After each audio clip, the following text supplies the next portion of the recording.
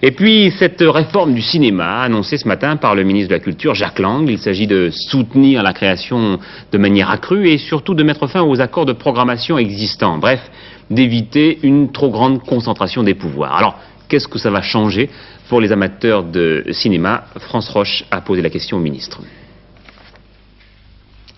C'est le plus important projet de loi sur le cinéma élaboré depuis 36 ans.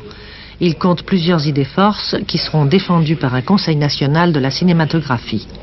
Projet très riche visant à encourager la création originale, à interdire les positions dominantes par un code de concurrence et un démantèlement partiel des grands circuits de distribution et d'exploitation, création d'un institut du cinéma appelé à soutenir par des prêts les entreprises ambitieuses, définition d'un régime juridique unique pour toute création audiovisuelle.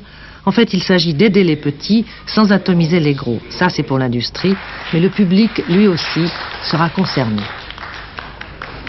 Disons que cette réforme porte sur 3 points essentiels. Premièrement, faire qu'un siècle après l'invention du cinématographe, le droit au cinéma soit un droit pour chaque Français.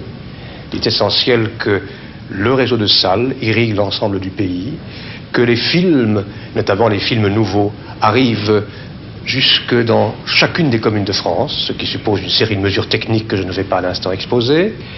Deuxièmement, la réforme vise à redonner à l'ensemble de l'économie du cinéma la vitalité, le souffle, l'oxygène nécessaire pour favoriser une création beaucoup plus vivante et toutes les formes de la création, des films les plus populaires aux films les plus savants.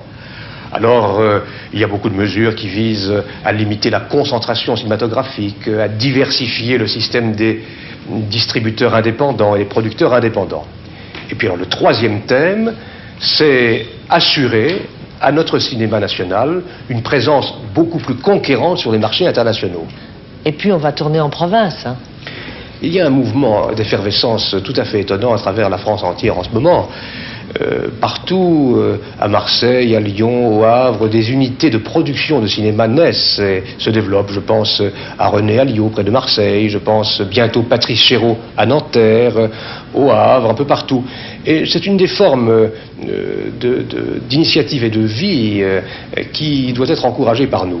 Au fond, je dirais que l'ensemble des provinces françaises aujourd'hui retrouvent le sens de la fête cinématographique.